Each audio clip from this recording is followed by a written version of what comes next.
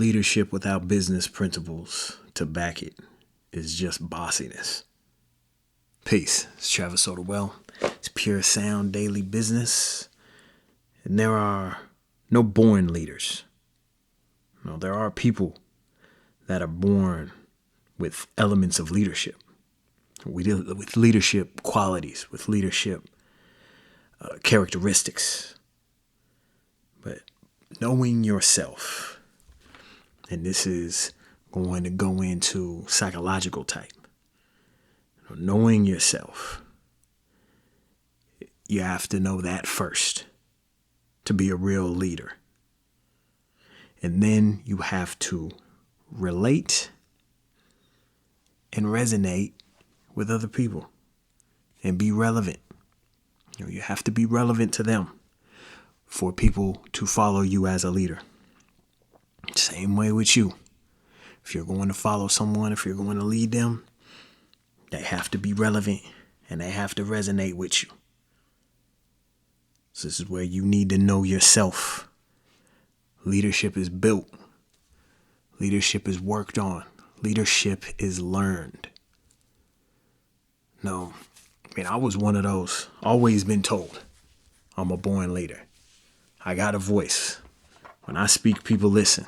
I always talk about some commercial I could never remember. I saw when I was older. It was like people would tell me that when I was younger. I think it was a J.P. Morgan commercial. When he speaks, people listen.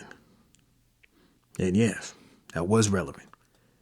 And when I looked to move from being a job worker, an employee, and I realized this was a skill I had, was a talent, was a unique ability, but it wasn't good enough. So I continued to level up. First, I had to learn that I needed to level up. And now I'm going through all those good old annoyances and painful memories of being ineffective throughout my life. This is for those that have been told they're intimidating. Or why did you say it like that? Or that's mean. This is for those that a month later, they coming back to you saying, I didn't like what you said at the time, but it was just because you were right. It was just because you was telling the truth. And you helped me out with what you said. I heard you speak.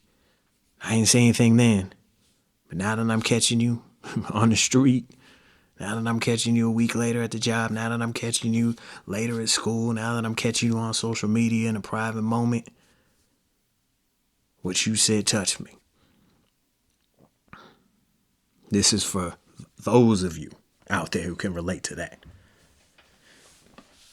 Because what the point is, on two fronts, is why I wasn't effective in the moment. And why people resisted me in the moment. It's because I hadn't leveled up enough and developed enough skill in speaking and overall leadership that had people respond to me well in the moment. So this is where we can get our mind dirty into thinking, oh, that's just how people are. People don't want to hear the truth, but they gonna learn. They gonna be back later.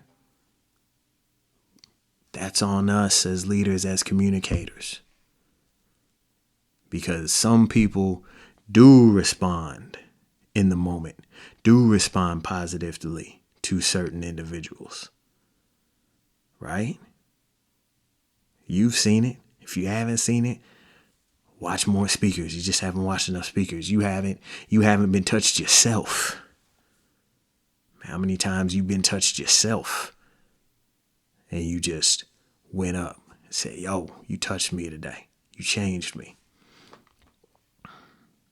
It's because they had training, they had skill, or maybe they just had an on day. That's the point. How do we become consistent? A consistent leader. Moving people forward, moving ourselves forward.